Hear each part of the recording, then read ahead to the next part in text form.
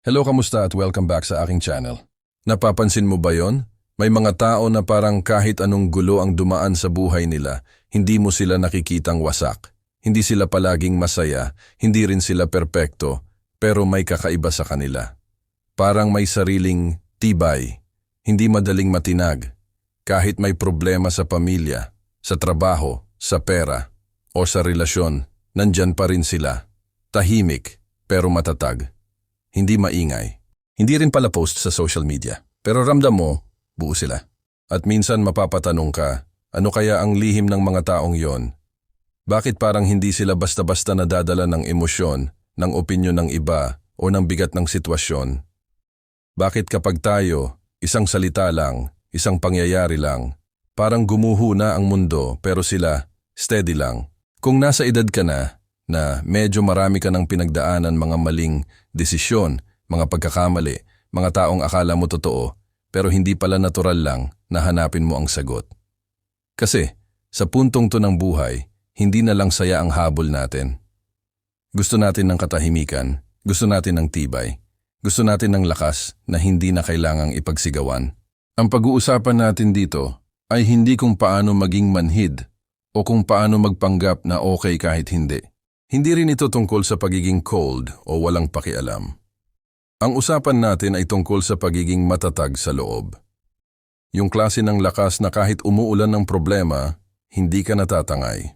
Maraming nag-aakala na ang taong hindi natitinag ay yung walang pakiramdam. Mali yun. Sa totoo lang, sila pa nga yung malalim makaramdam. Ang kaibahan lang, marunong silang pumili kung ano ang papasukin sa puso at isipan nila. At doon nagsisimula ang unang lihim nila, ang unang lihim ng taong hindi natitinag. Marunong silang manahimik hindi dahil wala silang sasabihin, kundi dahil alam nila na hindi lahat kailangang ipaliwanag. Alam mo yung pakiramdam na gusto mong ipagtanggol ang sarili mo? Gusto mong ipaliwanag ang side mo? Gusto mong ipakita na hindi ka masamang tao? Lahat tayo dumaan dyan, pero habang tumatanda ka mapapansin mo, nakakapagod pala. May mga laban na kahit manalo ka, talo ka pa rin. Kasi naubos ka, naubos ang oras, lakas at kapayapaan mo. Ang taong hindi natitinag, pinipili niya ang katahimikan hindi dahil mahina siya, kundi dahil alam niyang mahalaga ang enerhiya niya. Hindi niya basta-basta ibinibigay sa maling tao, maling usapan at maling drama. Halimbawa, may nagsabi ng hindi maganda tungkol sa'yo. Dati, baka sumabog ka agad, magpo-post ka, magme-message ka, maghahanap ka ng kakampi. Pero yung taong matibay, titigil muna siya. Hihinga, mag-iisip, tatanungin niya ang sarili niya, may maidudulot ba to sa ikabubuti ko? Kapag wala, hahayaan niya. Hindi dahil totoo ang sinabi, kundi dahil hindi niya kailangang patunayan ang sarili niya sa lahat. Doon pumapasok ang ikalawang lihim. Ang taong hindi natitinag, kilala niya ang sarili niya. Hindi base sa papuri ng iba. Hindi rin base sa panlalait, base sa sarili niyang karanasan, prinsipyo at konsensya.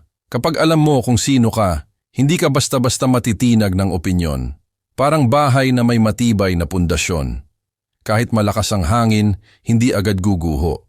Marami sa atin, kaya madaling masaktan, kasi hindi pa malinaw sa atin kung sino tayo. Kaya kapag may nagsabi na, wala kang kwenta, parang tinamaan ka sa dibdib. Pero kung alam mo na nagsisikap ka, na may pinagdadaanan ka, na hindi ka perpekto pero totoo ka masakit pa rin, oo, pero hindi ka wasak. May isang matandang lalaki akong nakilala noon. Tahimik lang siya, hindi pala salita. Pero kapag nagsalita, may bigat. Tinanong ko siya minsan kung paano niya nahaharap ang problema. Ngumiti lang siya at sabi niya, hindi ko hinaharap lahat, yung iba, pinapalampas ko. Doon ko na-realize, hindi pala lahat ng problema kailangan ng reaksyon. Yung iba, kailangan lang ng distansya.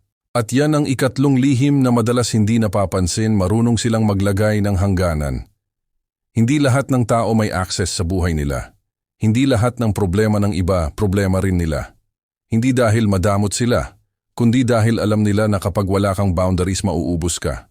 Sa edad na to, ilang beses ka na bang tumulong na hindi naman pinahalagahan? Ilang beses ka na bang umintindi pero ikaw ang hindi naintindihan? Ang taong hindi natitinag, natuto na sa mga karanasang yan. Natuto siyang magsabi ng tama na. Natuto siyang umalis sa mga lugar at relasyon na paulit-ulit siyang sinasaktan. Hindi madali yon. Walang madaling parte doon. May guilt, may lungkot, may tanong sa sarili kung tama ba ang desisyon mo. Pero sa huli, mapapansin mo mas payapa ka, mas buo ka, mas malinaw ang isip mo. At doon mo mararamdaman ang tibay na hindi galing sa lakas ng katawan, kundi sa linaw ng loob. Habang tumatagal, maiintindihan mo rin na ang pagiging hindi natitinag ay hindi biglaan. Hindi siya isang desisyon lang isang araw. Isa siyang serye ng maliliit na pagpili. Pagpiling manahimik kahit gusto mong sumagot. Pagpiling umalis kahit gusto mong manatili. Pagpiling unahin ang sarili kahit sanay kang laging nagbibigay. At habang nagpapatuloy ang kwento natin, unti-unti mong makikita na ang tibay na hinahanap mo ay hindi pala nasa labas, hindi nasa ibang tao, hindi nasa sitwasyon. Nandyan lang, hinihintay mo lang kilalanin, pakinggan at alagaan. Kapag nasimulan mo ng pahalagahan ang katahimikan mo at natutunan mo na kilalanin ang sarili mo, makikita mo rin na may isa pang lihim, ang mga taong hindi natitinag, marunong silang pumili ng laban. Hindi sila nakikipag-away sa lahat ng oras, sa lahat ng tao, o sa lahat ng sitwasyon. Alam nila, hindi lahat ng problema kailangan ng sagot. May mga laban na hindi mo kayang manalo, at may mga laban na hindi mo kailangan panindigan. Yung karunungan na yon, hindi natuturo sa libro. Natututo ka lang sa karanasan.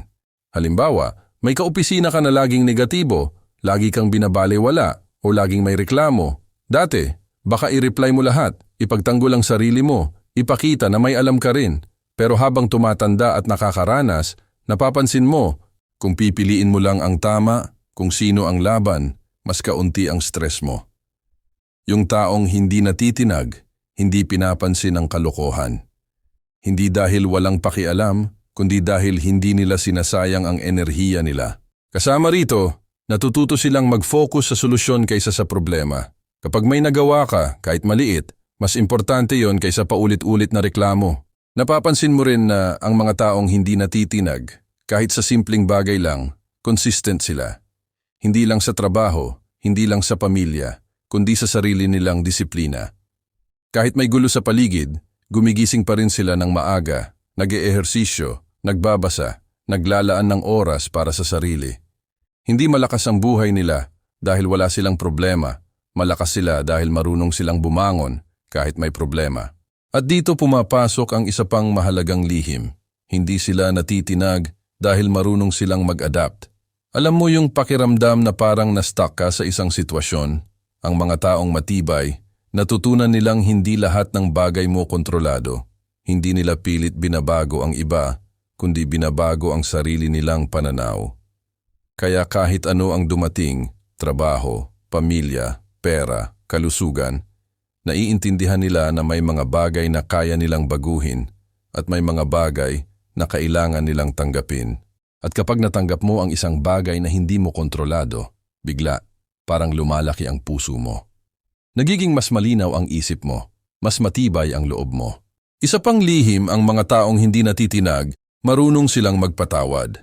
Pero hindi sa paraang mabilis kang makakalimot, hindi rin sa paraang basta na lang bumabalik sa dating sitwasyon. Ang tawag dito, wise forgiveness. Pinapatawad nila ang iba para sa kapayapaan ng sarili nila. Kasi kapag bitbit mo ang galit at sama ng loob, habang tumatagal, ikaw ang unti-unting nauubos. Yung taong matatag, nakakaalam sila ng halaga ng kapayapaan sa loob. At dito mo makikita na hindi sila natitinag dahil matatag ang puso nila, hindi dahil walang nararamdaman, kundi dahil marunong silang piliin kung sino at ano ang babantayan nila sa puso nila. At syempre, kasama rin sa tibay na to, marunong silang magpasalamat. Oo, kahit sa gitna ng problema, may mga simpleng bagay pa rin silang nakikita at pinahahalagahan. Halimbawa, simpleng kape sa umaga, magandang panahon, ngiti ng anak o apo, kaunting oras para maglakad. Yung appreciation na yon, hindi material na bagay lang. Puso at isip ang nakakakuha ng lakas. Kapag marunong kang magpasalamat, hindi basta-basta natitinag ng sitwasyon. Hindi ka agad nadadala ng stress, ng galit, o ng inggit sa iba. Ngayon, paano mo ito maisa sa buhay sa sarili mo? Hindi mo kailangan maging perpekto. Hindi mo kailangan gawin lahat agad. Pero simulan mo sa simpleng bagay. Huminga ka bago sumagot, kilalanin mo ang sarili mo bago gumawa ng desisyon. Alamin mo kung saan mo ilalagay ang enerhiya mo. Kapag may tao o sitwasyon na paulit-ulit na nagpapagod sa iyo, magtanong ka, ito ba ay mahalaga? Ito ba ay karapat-dapat sa lakas ko? At kapag hindi, hayaang lumipas, magpatawad, mag-move on. Hindi sa lahat ng oras, kailangan mong labanan ang mundo. Minsan, ang tunay na lakas ay sa kakayahang magpakalma sa sarili mo. At habang ginagawa mo to araw-araw, mararamdaman mo rin ang pagbabago. Ang mga tao sa paligid mo, kahit hindi nila sinasadya, magre-respect sa'yo. Hindi dahil natatakot sila, kundi dahil nakikita nila ang consistency mo, ang katahimikan mo, ang tibay ng loob mo. Dati, baka na-stress ka sa criticism ng iba. Ngayon, pwede mo nang piliin kung aling opinyon ang tatanggapin at aling opinyon ang hahayaan mong dumaan lang. Habang lumalalim ang kwento, makikita mo rin na ang taong hindi natitinag ay hindi palaging serious o boring. Marunong rin silang tumawa. Marunong silang maging light kahit may bigat sa paligid. Kasi naiintindihan nila na ang buhay, kahit gaano kabigat, mas madali kapag may kakampi kang tawa at positibong pananaw. Yung balance na yon, hindi mo basta-basta natutunan overnight. Dumarating lang siya sa mga taong marunong magpatawad, marunong pumili ng laban, marunong magpasalamat, at marunong kilalanin ang sarili nila. Habang tumatagal at mas nagiging malinaw sa iyo ang mga bagay na binibitawan mo at pinipili mong panghawakan, unti-unti mo ring mapapansin ang isa pang tahimik na lihim ng taong hindi natitinag, hindi sila nagmamadali sa buhay. Hindi sila nagpapapressure sa oras ng iba. Hindi sila nakikipagkarera sa tagumpay ng katabi nila. May sarili silang pacing. Alam nila na ang buhay ay hindi paunahan kundi patatagan. Sa edad na to, madalas tayong matamaan ng tanong na, nasaan na ba ako? Makikita mo sa social media, may bahay na ang kakilala mo, may sasakyan na, may negosyo na, may title na. Tapos ikaw, parang nag-aayos pa rin ng sarili. Ang taong hindi natitinag, nararamdaman din nila yan. Hindi sila immune sa inggit o panghihina ng loob. Pero ang kaibahan, hindi sila nagpapadala. Alam nila na ang kwento ng buhay ay hindi pare-pareho ang chapter. Hindi porke nasa chapter 10 na ang iba, kailangan mo ring naroon. May isang bagay silang malinaw na malinaw. Darating ang oras ng lahat. At habang hinihintay nila ang oras nila, hindi sila nag-aaksaya ng panahon sa pagdadown sa sarili. Ginagamit nila ang oras para maging mas handa, mas buo, mas totoo. Kaya kapag dumating ang pagkakataon, hindi sila natitinag kasi matagal na silang naghahanda kahit hindi halata. Isa pa, ang taong hindi natitinag ay may malalim na tiwala sa proseso ng buhay. Hindi ibig sabihin na kampante sila sa lahat ng nangyayari. Ibig sabihin, marunong silang sumabay kapag kailangan at marunong ding huminto kapag oras na. Hindi sila takot magsimula ulit. Hindi sila takot umamin na nagkamali. Sa kanila, ang pagkakamali ay hindi katapusan ng kwento, bahagi lang ng pagkatuto. May mga pagkakataon sa buhay na babagsak ka talaga. Walang filter, walang excuse. Bagsak kung bagsak. Ang taong hindi natitinag, umiiyak din, nasasaktan din, napapagod din. Pero may isang bagay silang hindi ginagawa, hindi nila tinatambayan ang pagkatalo. Dumadaan sila, pero hindi sila doon nagtatayo ng bahay. Kapag nadapa sila, tinatanong nila ang sarili nila, ano ang itinuro nito sa akin? Hindi bakit ako, kundi ano ang susunod kong hakbang. At doon, nagiging malinaw na ang tibay nila ay galing sa mindset. Hindi sila perpektong tao. Tao rin sila na napagod, nalito, at minsan sumuko. Pero marunong silang bumalik sa sarili nila. At dito pumapasok ang isa sa pinakamahalagang lihim, marunong silang makinig sa sarili nilang intuition. Sa dami ng boses sa paligid, sa dami ng payo, sa dami ng opinyon, pinipili nilang pakinggan ang tahimik na boses sa loob. Yung boses na nagsasabing, hindi na tama to, o tama na, o minsan, sige lang, kaya mo pa. Habang tumatanda ka, marirealize mo na ang intuition ay parang muscle. Kapag palagi mo itong binabaliwala, humihina. Pero kapag pinapakinggan mo, lumalakas. Ang taong hindi natitinag, sanay na sanay makinig sa sarili nila. Kaya kahit magulo ang mundo, may direksyon pa rin sila. Sa lahat ng to, mapapansin mo na ang tibay ay hindi tungkol sa pagiging matigas. Hindi ito tungkol sa hindi na nasasaktan. Ang tibay ay tungkol sa kakayahang maging totoo sa sarili kahit mahirap, kahit mag-isa, kahit walang pumapalakpak. At kung titignan mo ang sarili mo ngayon, lahat ng pinagdaanan mo, lahat ng sakit na ininda mo, lahat ng beses na akala mo hindi ka nababangon, nandito ka pa rin. Humihinga, lumalaban. Ibig sabihin, may tibay ka na rin. Baka hindi mo lang napapansin. Baka hindi mo lang binibigyan ng credit ang sarili mo. Hindi mo kailangang maging katulad ng iba para matawag na matatag. Hindi mo kailangang maging maingay, palaban o palaging tama. Minsan, ang pinakamatatag ay yung marunong tumahimik, marunong maghintay at marunong magtiwala sa sarili. Kung may isang bagay kang dadalhin mula sa usapang to, sana yon ay ito: ang pagiging hindi natitinag ay desisyon na ginagawa mo araw-araw. Sa bawat pagkakataong pinipili mong hindi pumatol. Sa bawat pagkakataong pinipili mong alagaan ang kapayapaan mo. Sa bawat pagkakataong pinipili mong magpatuloy kahit pagod ka na. Kung may mga araw na pakiramdam mo mahina ka, okay lang yon. Hindi ka nag-iisa. Ang lakas ay hindi palaging ramdam. Minsan, makikita mo lang siya kapag binalikan mo ang mga panahong akala mo hindi mo kakayanin pero kinaya mo pala. Kung nakarelate ka sa kwentong to, kung may parte dito na parang ikaw ang tinutukoy, pwede mong ibahagi sa comments ang sariling karanasan mo. Maraming makakabasa niya na nangangailangan ng ganung kwento at baka makatulong ka pa sa kanila nang hindi mo namamalayan.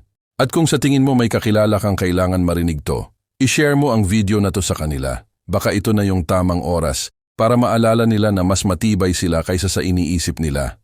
Huwag kalimutang i-like ang video at mag-subscribe sa channel para sa mas marami pang kwentuhan na may lalim, may ngiti, at may baong aral sa araw-araw na laban ng buhay.